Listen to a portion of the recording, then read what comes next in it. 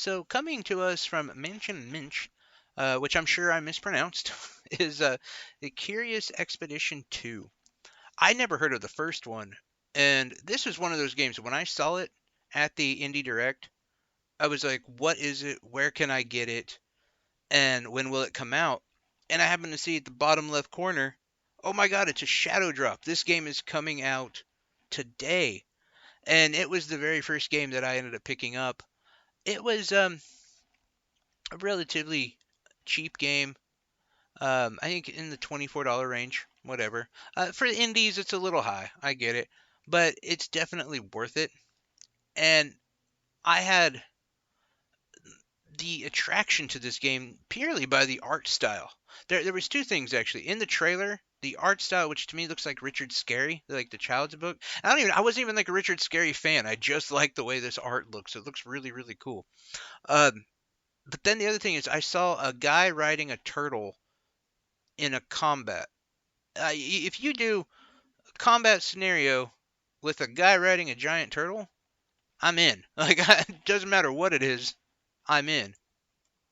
But as I played the game, I realized there's so much more to it than just cool art style and crazy wild characters.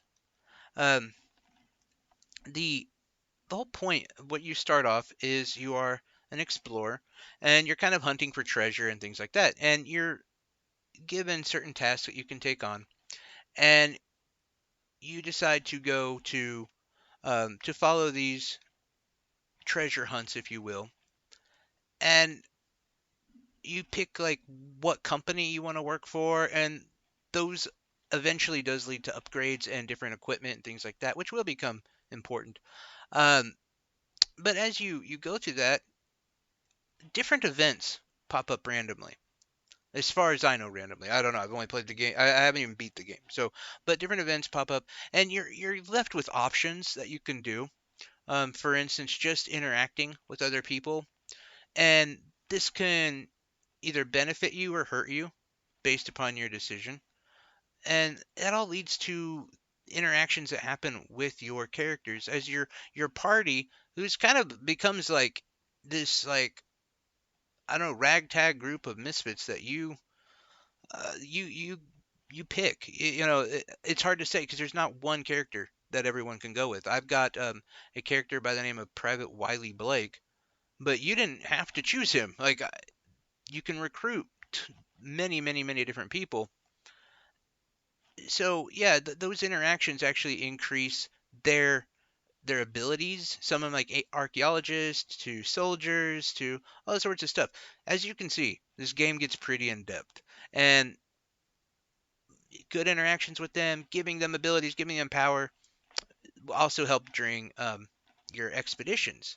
So when you finally go out on an expedition, it kind of becomes a little bit of a point and click to an extent, but it's more than that. So you end up at an island that you're unaware of the location, you're unaware of your surroundings. It's kind of like a fog over it, and as you walk through different places, the map opens up a little bit, and you're left with the ability to then explore and find out, you know, what is there on these islands, what's available, what treasure you can get, what equipment you can get, what things can help, what puzzles you can actually do to unlock some of that and to actually help you with that process of exploring.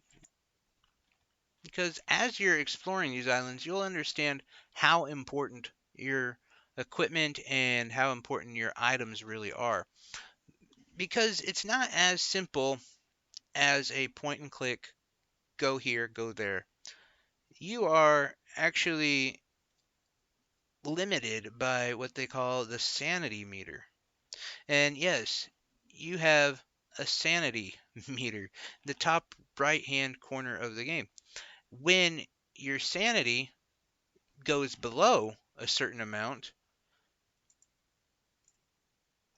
as you explore throughout the game and throughout the island that you just arrived on, your sanity actually goes down.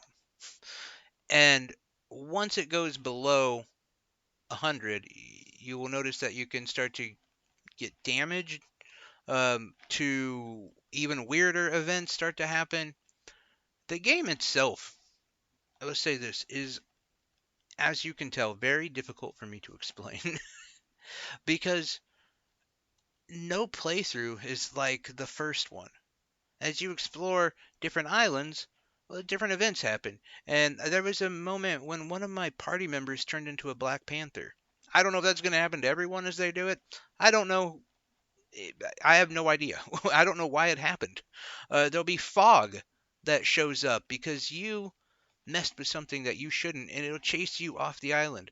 The whole game kind of starts on the fact that you are on an expedition and you basically caused an event that made an entire island disappear. So, yeah, there is a lot to this game, and there's a lot without it not being overbearing. I explain that too. The story and the conversations that are kind of done in this comic book style, it doesn't get overwhelming. In fact, it's one of those games I actually wish there was a little bit more dialogue. There was a little bit more conversation. It's almost like, hey, everyone just, disappeared. This entire group of people that we were talking to, we just kind of killed them. Okay, let's go about our day. Like, I wish there was a little bit more into that. Um, but so the battle mechanics and things like that, which honestly, I haven't been into a lot of battles in the game.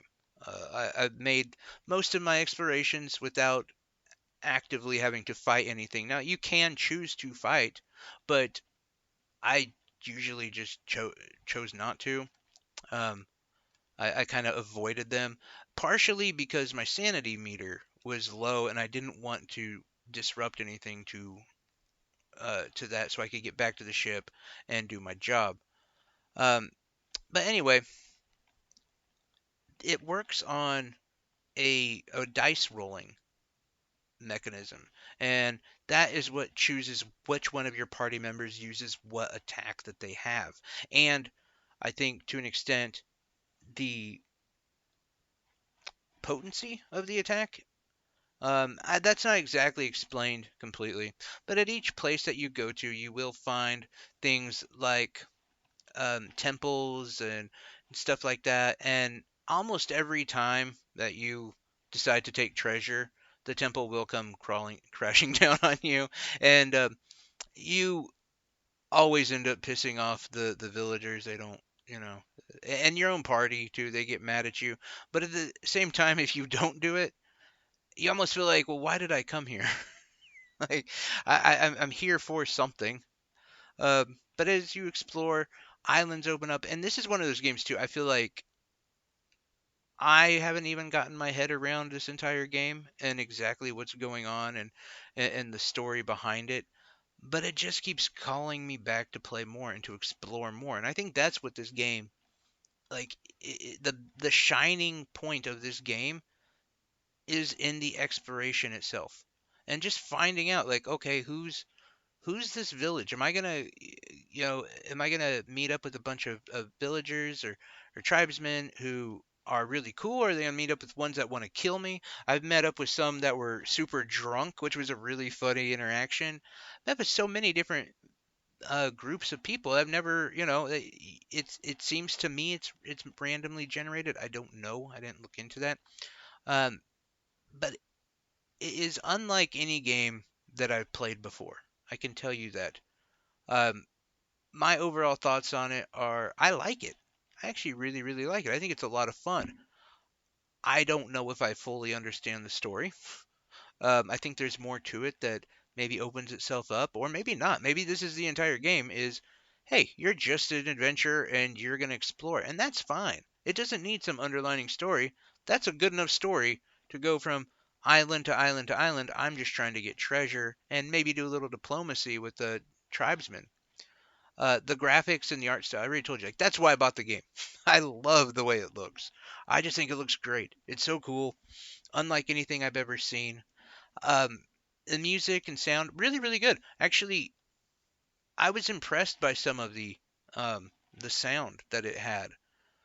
Value. Now, this is one that I think is going to be rough for me to say. Like, I would be hesitant to say that you should go out and get the game.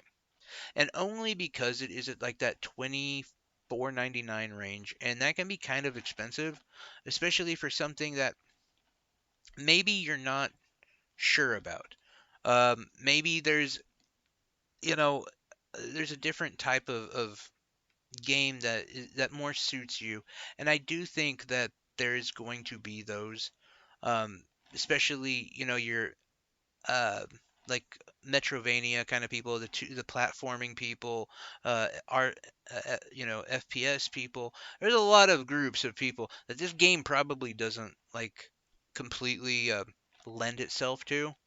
But if you're open and you really want to just try out a new game, a new system, and it's totally worth it. Um, but again, it's a very, as you can tell, me trying to pinpoint exactly what makes this game so fun. It's just the exploration, and I personally think it's worth that 24.99. Um, I have no idea how long the game is. I have no idea, final bosses or anything like that. It's kind of typical in gaming. I don't have any of that information. But what I can tell you is what it does serve up to you is a very deep, complex game that is very accessible, about exploration. And there's new mysteries and new puzzles and new things to solve and to figure out, and a new environment that you interact with every single time you go out on these expeditions. And even when you come back to your home country, you are also interacting with people and you are changing things, and changing that environment as well. And I think that's cool. I think that's really fun. Again, it would be one that I would understand if some people were just on the fence with and didn't think they would like it. I get that. But I do think if you're open minded and you're just into a different type of game, then I would definitely check it out.